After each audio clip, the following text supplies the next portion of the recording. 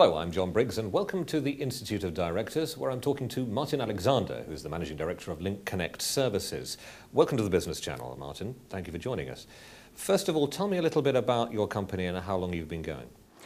Okay, I founded the company in 1996 and we started as a virtual ISP, Internet Service Provider, which meant that we were offering dial-up internet connectivity at very slow speeds compared to today's speeds, along with other services that you'd find from any ISP, such as email, website hosting, website creation.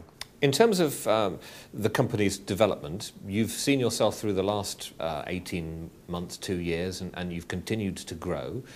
You're bucking the trend of an awful lot of industries and indeed businesses. How do you see things going in the future? Well, as access gets faster for companies, the internet access, we are integrating those faster individual services into our Smart Connect service. So we're always integrating the new technology into our Smart Connect service. As that access gets faster, companies can do more online. They can host their email servers in the cloud and take software as a service. So hosted software, they don't have to bother about running the IT in their office.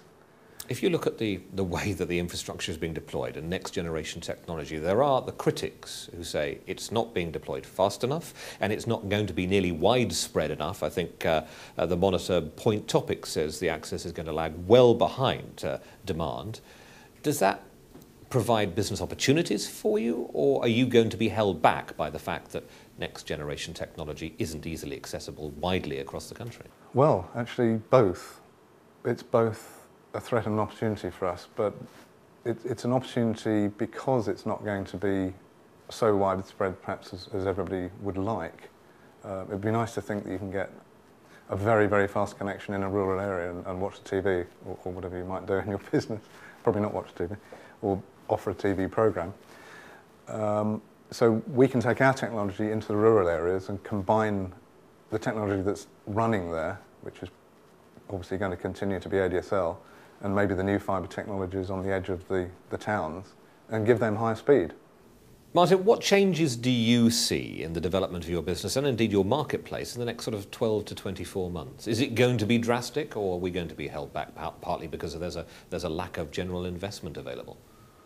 I think that the changes, it's happening all the time. Speeds are getting faster. The demands for speed in both directions of outbound from the office to the data centre and you know, the two-way movement of traffic and people putting video on the websites. You know, YouTube is everywhere on people's websites. They want more and more speed. So because the demand's there, the investment's there are new technologies coming in every 3 to 6 months.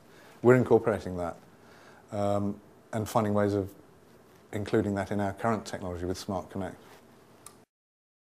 And in terms of how technology is developing and changing the business landscape that you operate in fact, how is it changing it for you and how is it changing for your clients? Okay, for us, the underlying technologies, the underlying infrastructures are improving. It's the next generation networks are being deployed across the UK very, very patchily, which gives us an advantage because we can bridge that gap. But they are there, and where they're available, it allows us to provide higher availability, higher speed services. So you've got a win-win situation, in other words, because you've got the opportunity to improve the lack of high-speed connection, and indeed where there is a high-speed next-generation technology available, you can add on to that as well. Yes, we can use any connection medium that we can across the UK. So we can use a fibre in the main city centres, and we can use ADSL technologies where they're available in rural areas. But by using multiples of these connections, we can create equal speeds as much as we can for the client. So they get a very seamless service across the UK, very even look and feel to it. How important is cloud computing to your clients and the growth of your business? It's hugely important. Most of our clients don't know it's called cloud computing at the moment. What we're seeing, though, is a transition from a model of own and operate through to service. And I've got a significant number of customers already who've moved their server infrastructure from their own offices out into a data center. It's a transition. It's not absolutely cloud computing at the moment, but it is the beginnings of that process. I have clients that have no servers, no applications, nothing in their operations at all. Thin clients and access to the outside world. And that means that access is now much more important than anything. That's what they see as their first point of entry to their services. They forget everything else. David Amos, thank you very much for joining us on the Business Channel. Pleasure.